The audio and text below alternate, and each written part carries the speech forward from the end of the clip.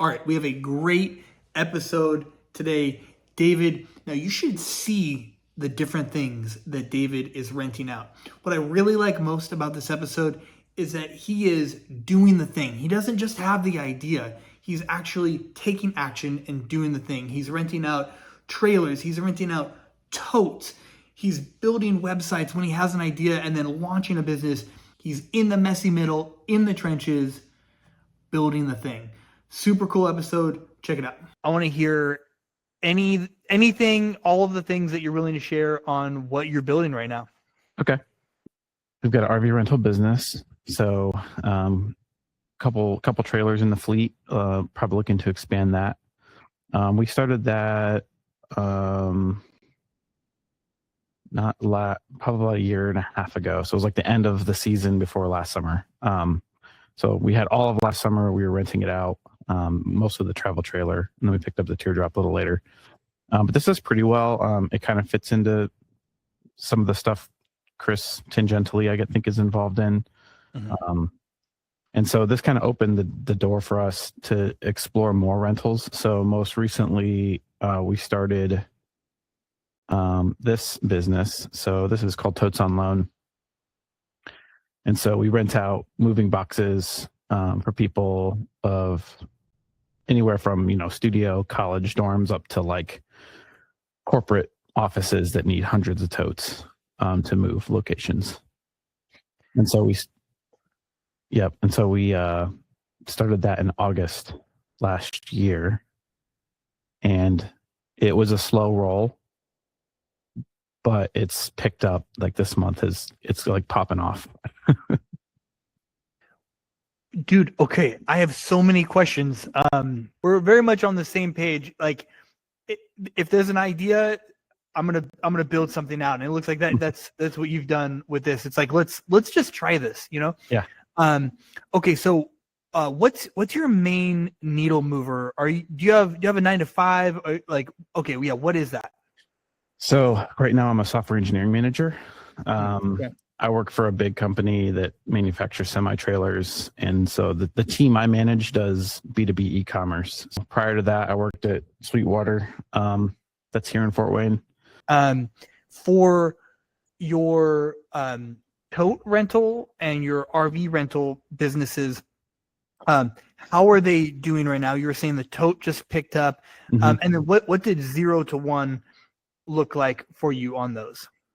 So for the RV rentals, that was kind of just like a need. We found a Facebook group. This is before I even found Chris Corner. Found a Facebook group that was RV rental business owners, Outdoorsy, RV Share, RV Easy, and it was like a just random community of people that run it. And we're avid campers. We have a travel trailer.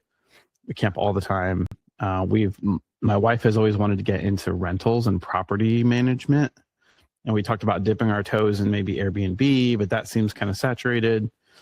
But then we found this group, and I'm like, oh yeah, let's just, instead of buying a $200,000 house, let's buy a $20,000 RV and try renting that out, short-term rentals. That'll be our like foray into Airbnb style business. So we just did it. We just bought a travel trailer, spun up an LLC, and listed it on Outdoorsy. We got our first rental. I think we bought the camper in September. We had our first rental in October at the end of the year, and that was it for the season because we're in the north, so everything shuts down right now through April, May. Mm-hmm. And so it kind of sat empty through the winter. It was kind of a leap of faith moment, and then like February, we just started getting bookings, and so pretty much half of June all the way through July and into August was booked out like almost every weekend for this travel trailer. And then it just kept getting booked until October again. And so we're how much are each bookings?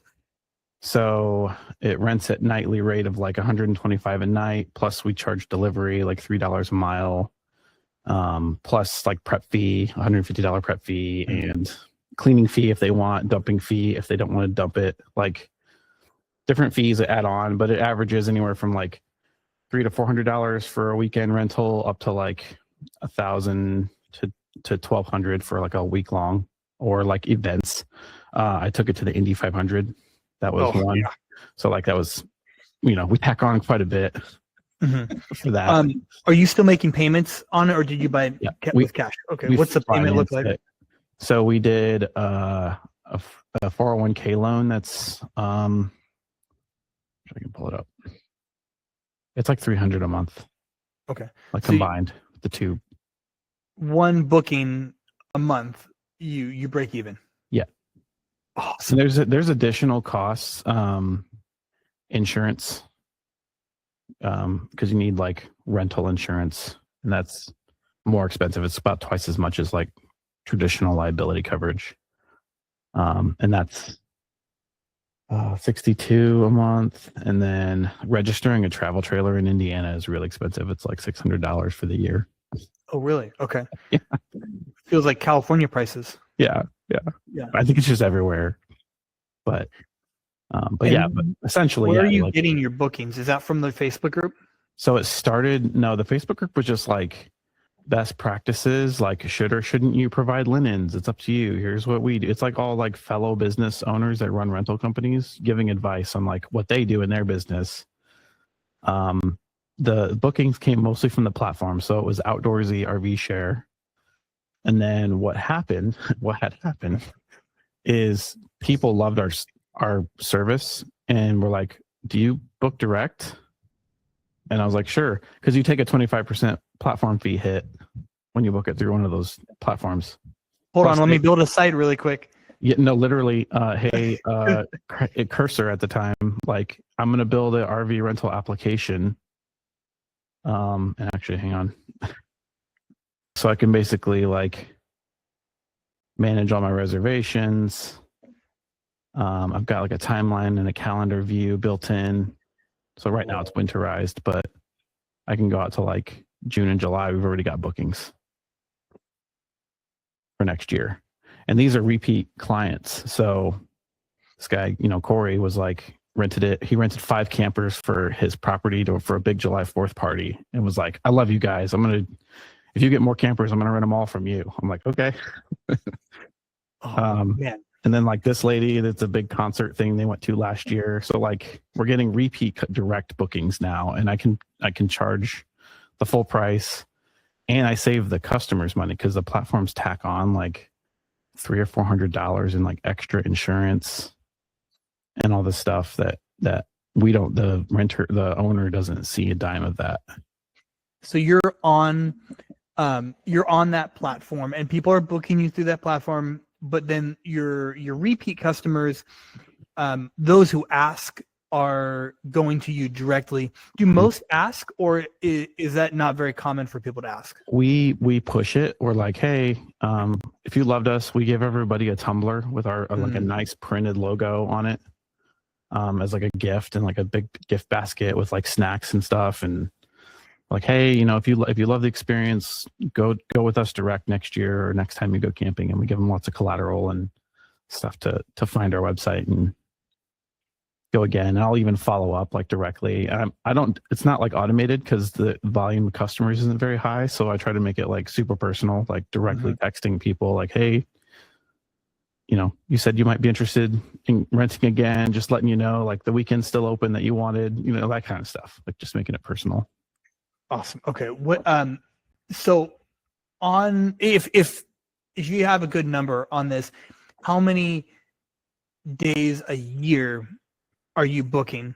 I'm trying to come up with a rough, like, all right, how much is this making annually? Yeah, I would say last year it probably did revenue wise, probably around $8,000 for the season. Nice. That's so solid. So it's not like a lot of Chris's stories that I watch people and they're like, I watched a video of yours and I went out and bought a stump grinder and now I'm a millionaire. It's like, well, it's not that, but dude, this is fantastic, and it already fits with what you guys like to do. You're outdoorsy, you camp, there seems like a high demand where you guys have this. You said Indiana, right? Yep. Yeah. Yeah, there's lots of great state parks here and events Yeah. in the region. Why not? And it's a perfect bridge to real estate and managing an Airbnb. It's the same thing. Like, it's super cool. Okay, so how did the tote service come out of this? Yeah. So as the rental business grew, as the RV rental business grew, we live in a subdivision on a cul-de-sac with an HOA. So you can probably already see where this is going. And like, we haven't gotten a letter, but it's only a matter of time before someone's like, hey, like, why are there always 3 campers in your driveway every weekend? Because we have to bring it home to like prep it. And we have to get it from storage. And then when it's done, we have to like clean it and take it back to storage. And the storage is far away. So I'm losing like 2 to 4 hours every time I have to turn an RV, just in like logistics of getting it back and forth. So long story short, we decided, okay, we need to sell this house and we need to move. And so we listed our house, and then I was kind of strolling through Lowe's and like looking for boxes because I didn't want to just outright buy boxes again. So I was looking at like box suppliers, wholesalers, and then I was looking at like, could we just get totes? Could we rent totes? And so I started searching for these things and found out it was a thing in like Chicago and Indianapolis, which are the bigger cities near us. But in U-Haul listed as an optional thing, kind of like pods and other things, but it's not available in this town. So nobody does it here. We wanted to have totes. So I'm like, well, let's just buy a pallet of and there's YouTube channels and stuff out there too of people doing this as like side hustles. And so I was like, well, let's just buy the totes. I found out who the suppliers are. And I mean, worst case, we're going to use them for our move and we'll just have a crap ton of totes. So the risk is minimal. We're going to buy boxes anyway, which is a little bit more, and we'll get a pallet of these totes. So all in, I think we spent around $1,800 for 120 totes. And then put it on a website and threw it out there. And then we started making videos and reels. And this one's interesting in how it actually started taking, like getting traction. Because like traditional Chris advice is like, put it on Marketplace and like spend some ads. And if you get bites, if you get demand, then it means it's a good idea. None of that worked at all. So by Chris's standards, like we probably should have shuttered this business idea. But what we did instead is like we started networking with very niche groups here locally. So like there's a magazine called Real Producers that highlights the top selling real estate agents in Fort Wayne. And so they have monthly networking meetings with all of these real estate agents. And you take out an ad in the magazine. So we did that. And now we're like getting relationships with realtors, and my wife is like going to brokerage offices and like presenting like, hey, we have this rental thing and and it would be a great like closing gift for your clients. So we made this whole like realtor gifting program where like realtors can subscribe and get like several rentals a month that they can just gift as closings to their clients. And then we drop off the totes, the people move, and then when they're done, we go pick them up. That's basically the model as like operating it. Man, oh, that is so awesome. Okay, so yeah, you're right. That is Chris's game plan most of the time. I will say though, one of my favorite quotes from him, whether it was his or it originated elsewhere, is oftentimes the best way to do something is the hardest way. And what you're doing, it's kind of the hardest way, right? Like you're going in person and talking to these realtors and these different groups.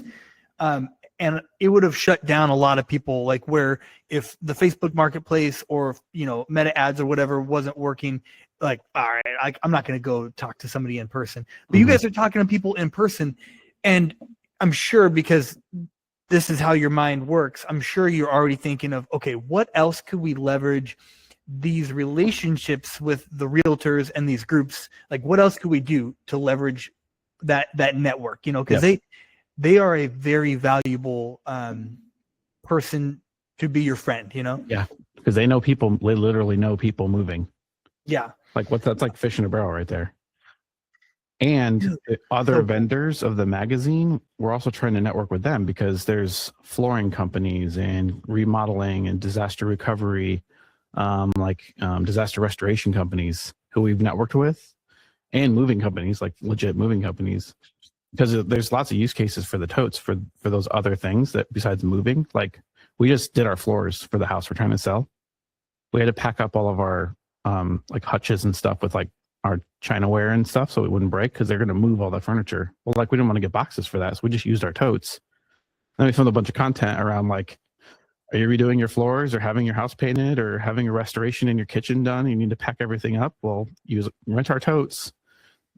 People come in and do the thing, and then now you can just unpack your thing. You're not moving, but you need temporary storage. So it's been cool to like find other ways to use the totes. What's the name of your Instagram? Okay. Totes on loan. Totes on loan. Nice. Dude, this is amazing. This is so cool. You said it picked up. What's revenue been like for this? So let's go to the dashboard. So I built a dashboard because I needed to build a full application back office. Yeah, why wouldn't you? Yeah, so literally end of December, it picked up. So we had a couple small rentals, and then we had a company reach out to us named Kendall Group, and they were like, "Hey, we want 120 totes and 40 dollies, or 150 totes." And so we're like, "We own 120 and we have 5 dollies." So we had to immediately buy more inventory. Yeah. So ordered a pallet of dollies and another pallet of totes. So that was 1,000. Then we've had some smaller rentals. So almost almost $500 in rentals so far this month. And then we signed on a realtor for the gifting program who wants to pay the entire year up front. So rather than paying 120 a month, she just like, can I just pay for the whole year and have 24 rentals for the year? So we're like, cool. So that's like $1,400. So like it was like zero to like a couple grand this month. That's so awesome. And it's slow. It's January. Nobody's like really moving right now. So I'm legitimately worried. Like we just got another rental today for tomorrow and we're overbooked. So we have to buy another pallet, I think, next week of totes. Because what colleges are near you? Purdue, IUPUI, or Purdue Fort Wayne. I wonder if you could kind of get a wait list going, like flyers or whatever. I don't know. Do kids these days still do flyers on the bulletins in the quad? I don't know. But to get a wait list of renting totes for dorms. Yeah, because we got a couple schools. The Purdue affiliate is pretty big, and then there's Indiana Tech. So it's like not a college town, but there are some schools. Yeah. Yeah. So yeah, it's gonna be. I can foresee this being a pretty busy year, and it keeps growing. David, man, this is so cool. Seriously, thank you for sharing all this. I'm pumped for you. My favorite part is you have the idea and you just do it. You build the website, you start it. It's messy. You're trying to figure it out. It's slow at first. Who cares? You're doing it, Yeah. And what's been, I guess, affirming is like the overwhelming acceptance of the idea from everyone. Like not a single person has been like, oh, that's kind of like, that's interesting. Like, oh, cool. They're like, oh my God. Like they're almost mad they didn't think of that idea. Uh-huh. They're like, this is a no-brainer. Yeah. Like you're a freaking genius. As you were talking, I was like 3/4 listening to you, and then 1/4 I'm thinking, how can I do this here? I think the unlock was the relationships, honestly. Like every networking event we can find in town, we're going to it. I'm talking about the business. Mhm. And then going for the realtors is, I think, what I'd say all of the bookings that have been substantial came from that. Apart from the company move, I think they randomly just Googled for like rental totes and found us, because we can't trace it back any other way. Then he must have found us on. So Yeah, because you were Googling and you didn't see anything. right. Yeah. And Yeah. I just optimized for,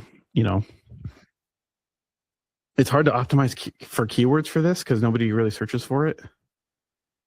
So that's what we're trying to find. We're like noticing that this is like an awareness thing. So we have ideas for like mailers to like people. We can get data on pending home sales. Like I can use Apify to scrape Zillow and get like pending homes in the last whatever days and do mailers. And then we in the old version of this site, I had built like a door hanging route system. So like it would use Google Routes API to like, I'd dump in like 50 addresses and be like, find me the most optimal delivery route, like traveling salesman route. Yeah. And then generate Google Maps links for all of them. And then like within the website, you could like start a route and like start driving around and do door hangers. So. Oh, that's super cool. So I have to rebuild that feature when the weather gets nicer. If we need some sales, we'll go boots on the ground again and start doing door hangers. But that could be technology sold to sales companies, pest control, whatever, Mm-hmm. That's rad. Seriously, let me know if you need anything in the community, whatever comes up. I'm super pumped for you, and just to kind of validate what everybody else is saying. This is rad, and I wish I would have thought of it myself. Yeah.